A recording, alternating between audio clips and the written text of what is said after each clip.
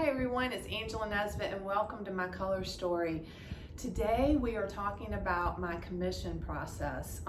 Always this time of year, here in September, the commissions all start rolling in, and I've had lots of questions, so I thought it would be fun to share a little behind the scenes of how that process works. I know if you're like me, sometimes I feel a little, maybe, I don't know, a little intimidated to call another creative to work on a project. So I thought I would just give a little demystification of the process and show that it's really easy and can be super, super fun.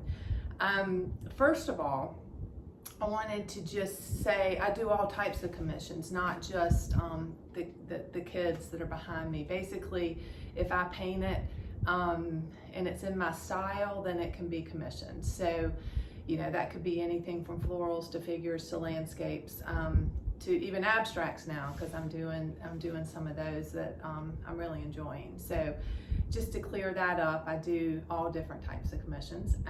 Right now, currently, some things just to give you an idea of projects I have going on. One client just simply saw a painting that she loved of mine, but it was not the right size. So I'm doing something similar, not exactly, but similar in a different size. Also, I'm working with a designer and her client for her lovely new home, and doing actually multiple pieces for her home based on her things she loves, colors, you know, placement, location, and then incorporating my style and my vision, and that's just a really, really, really fun collaboration. And then as always, this time of year, I've got lots of the figurative pieces going for Christmas delivery. So that's kind of what's going on around the studio.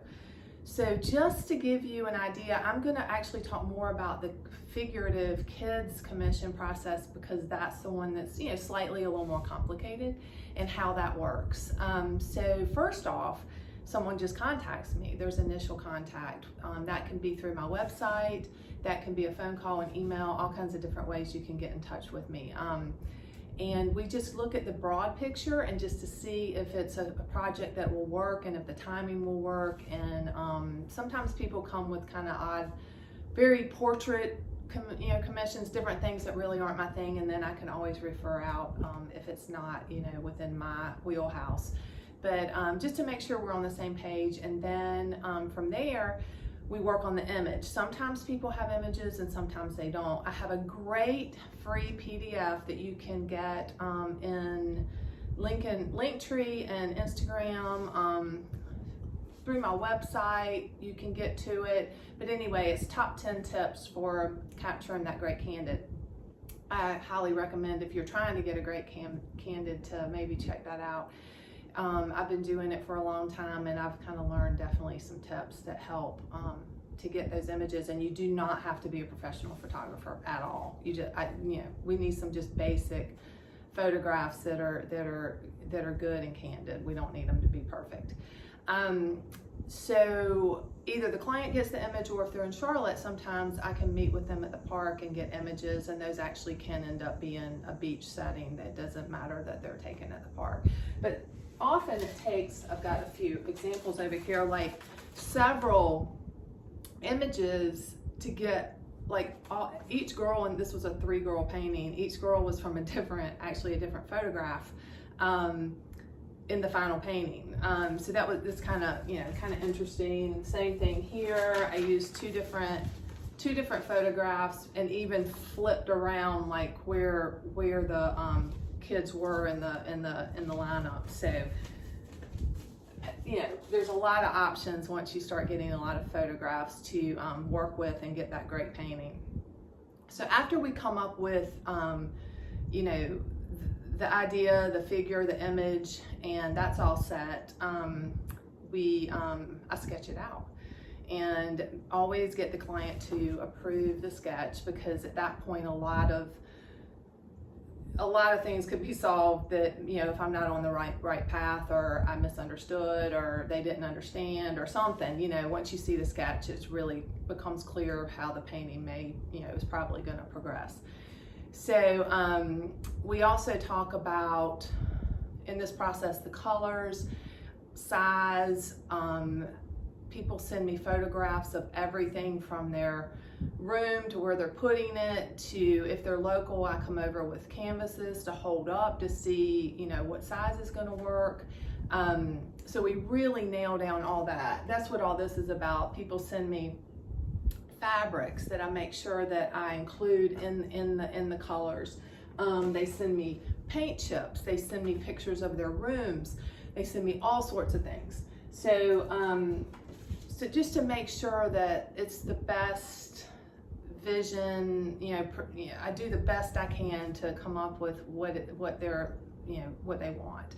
And behind me, these are actually in my own collection because they're me and my kids, but you can see how very different like this one is as compared to this. So there's a big range in colors and palettes. This one's a very high key, very colorful palette, exact same image, and this one's much more, has a little more sophisticated, you know, subdued elements to it. So there's a wide range of choices that can be made, and that's always a lot of fun. So we make sure we're on the same page on all of those. So then we do the sketch, get that approved, and then I start painting.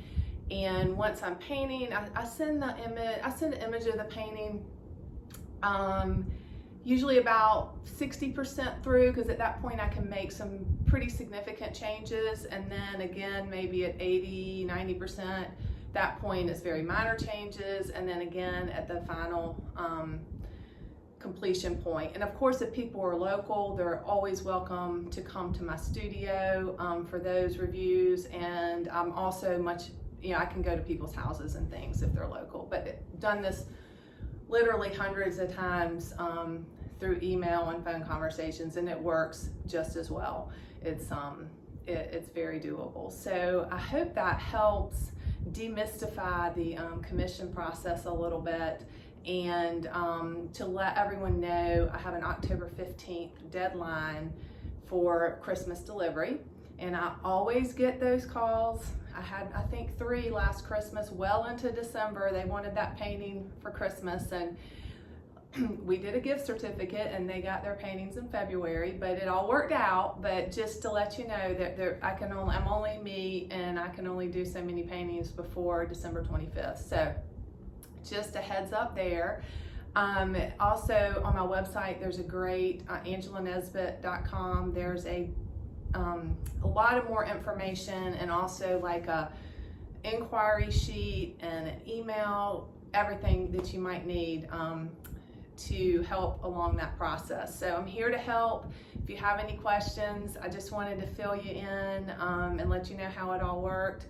Have a great day, and I'll see you next week. Peace.